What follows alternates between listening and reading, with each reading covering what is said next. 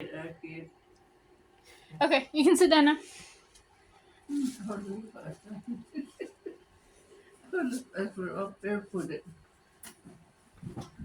So, welcome to my presentation, Social Media and HIPAA. So, brief overview. What are we going to talk about? We're going to talk about what is HIPAA, consequences of violations, real examples, and the implications. What is HIPAA? So, HIPAA stands for the Health and Portability and Accountability Act. It is a law, it's an actual law that mandates healthcare standards for healthcare information. It has a bunch of rules, but the main rule I'm focusing on today is the Privacy Rule 2000, which protects all information involving healthcare plans, healthcare providers, and healthcare clearinghouses in electronic transactions.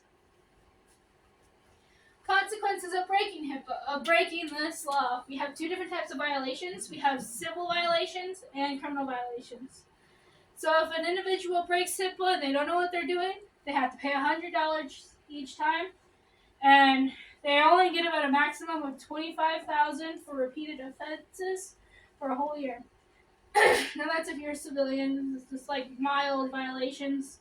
You can even have to up to like $1,000 per violation if you know what you're doing is wrong, but you still do it. And the criminal offenses. The penalty for offenses committed under false pretenses would be up to $100,000 as a fine, and then 5 years in prison. Because it is a law, if healthcare providers, if insurance providers break this law, they can go to jail. For all covered entities, specified individuals who willfully and knowingly obtain or disclose individually identified health information, penalty is $50,000 and imprisonment for up to a year. So, I have examples of HIPAA violations so I can kind of paint a picture. My fictional examples of breaking HIPAA: a surgeon decides to get access to another person's medical records without a reason. I can kind of see this as a doctor being nosy, but still, if that's not your patient, you shouldn't be digging in their records. If a hospital allows a news crew to film patients without their consent, that's still their medical information, that's their medical decisions, and you can go to jail, you can get fines for that. Now, the real example I wanted to touch base on as it ties into my next point. Sarah Samuels. Sarah Samuels was a nurse at Jackson Memorial Hospital. She posted pictures of a baby with a birth defect on her social media accounts, her personal accounts. She took their medical information and put it out there while she was working on her shift. She was put on leave, and they investigated it to see if she actually did a HIPAA violation, and she did, and she was later terminated from her position at that hospital.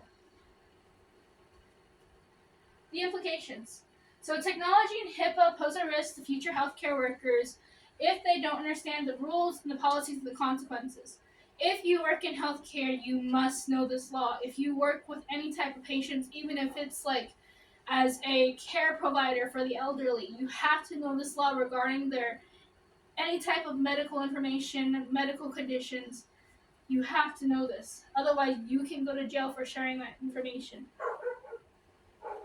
Social media use in a healthcare requires a delicate balance between connectivity and confidentiality. Healthcare workers can post general work statements and professional achievements. The most acceptable type of social media postings are about personal stuff, about you, not about your patients or their stories, but about you. A milestone, it could be like, I got a promotion today, I got a Nurses of the Year award, I got like Provider of the Year. That's acceptable. Or it could be like, I'm so tired from work today. Selfie. Like those kinds of things.